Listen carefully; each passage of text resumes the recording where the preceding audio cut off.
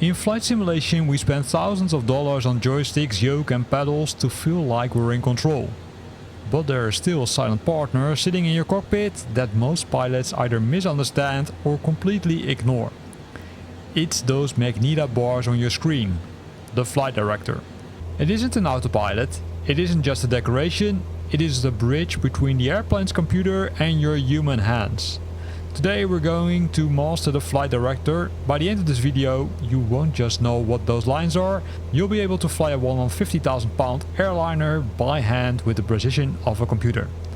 Welcome to this new edition of the Microsoft Flight Simulator A to Z series. This week it's time for the letter F from Flight Director. Let's break it down. The Flight Director FD takes all the complex math of your flight plan, your speed, your altitude and your heading, and it turns it into two simple lines. In the Cessna 172 G1000 you can switch it on by pressing the FD button, which will ensure that these two pink lines will appear. These two simple lines have a function. First of all, they're your pitch bar, the horizontal part, which tells you exactly to point the nose up or down. Then the second one is the roll bar, the vertical part, which tells you exactly how much to bank left or right. So let's see this in action. While we're still on the ground, I'm gonna change my heading to the heading where we need to fly to. So point it to this arrow and then I simply press the heading option. You can see that the heading option is activated, so if I would switch on the autopilot it will start to fly in that direction. But if I switch on the FD, which I already have done, you can see that this pink line has now changed. So I need to turn more to the right. Ideally, the yellow line should meet the pink line, because then you're flying into the correct direction and also the current or the correct banking. The same thing is applicable for the altitude. So we can change the altitude, for example, to, let's say 4,000 feet in this case. And I can press the FLC, the flight level change option. You will see that currently the speed is 0 knots, which doesn't make really sense. But normally if you're airborne, what it will do is it will move these pink lines more to the top, which shows you, hey, I need to climb, right? I need to climb to make sure that I'm climbing to that specific altitude. Currently it shows this because the FLC is set to 0 knots. Right, if I would change it, for example, to the one of the other options, then it will likely change. But for now, let's keep it like this and let's go airborne. So let's see the flight director in action, but we're doing it via the autopilot. So we're gonna set the brain via the muscles, because we still need to use our own muscles and not the autopilot's muscles to control the aircraft if we're flying using the flight director. So what I've done is I've set up the altitude, as you can see, and I've set up the heading which I want to fly into. So let's go airborne. So what I will do in a few seconds is put the autopilot screen next to this screen from the flight director so you can see the differences. But first, let's take off. I also disabled the flight director because it doesn't have any functionality by now. You can switch it on, but it won't do anything. It won't also give you the correct guidance because it still depends on those other modes which you need to configure. So let's go airborne. Here we go on the runway.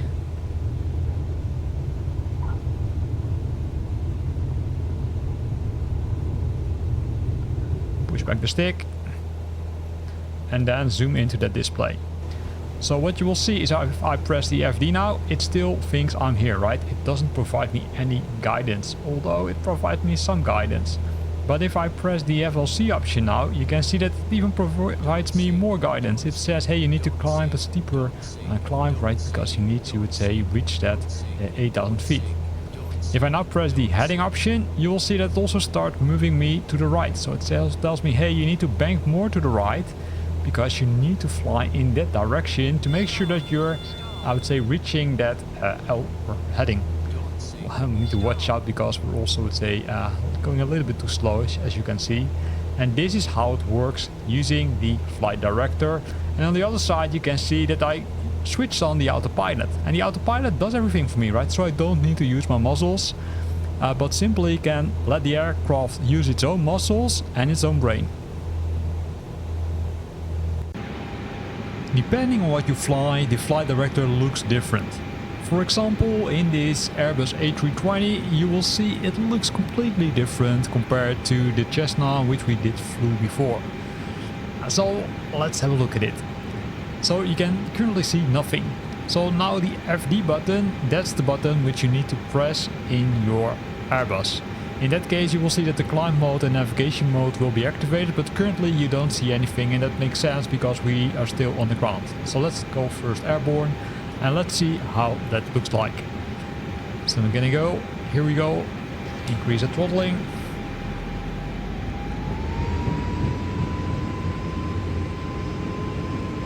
And here we go.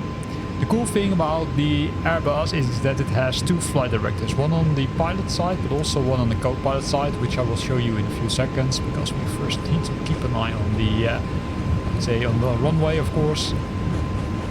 So here we go.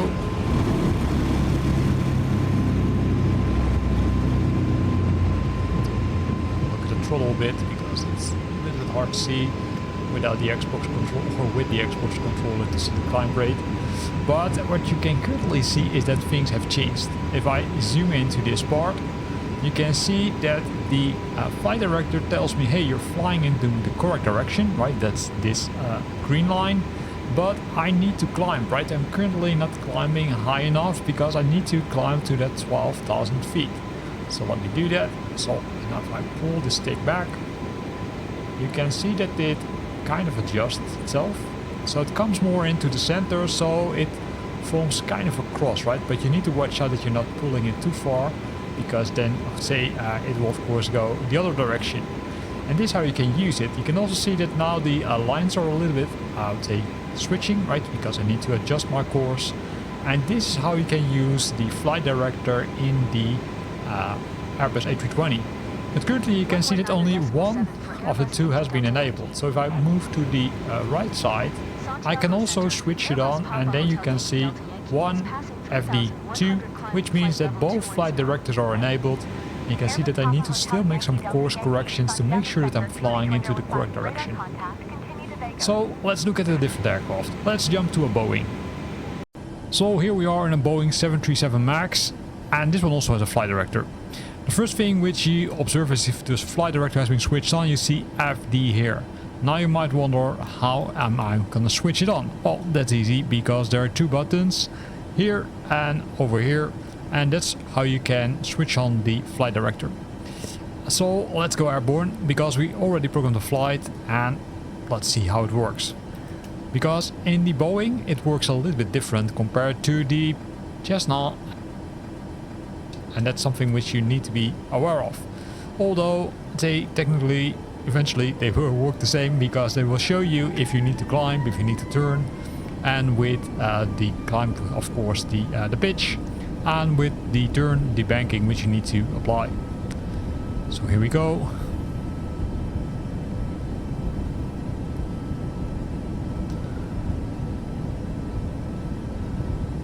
We're almost at the V1 where we can pull back.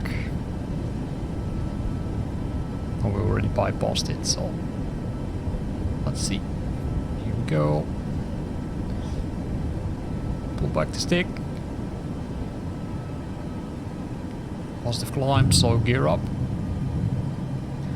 So let's see how this one works, right? Because the flight director has been switched on, as you can see. Let me reset the view because it's kind of frustrating. So let's continue the climb. Let's say the flaps up a bit. As you can see, we first need to switch on the level change, right? Because that's the thing which we need to do. Then we also need to make sure that the say heading select is, for example, selected. Of course, you can also select the lateral navigation if you want it.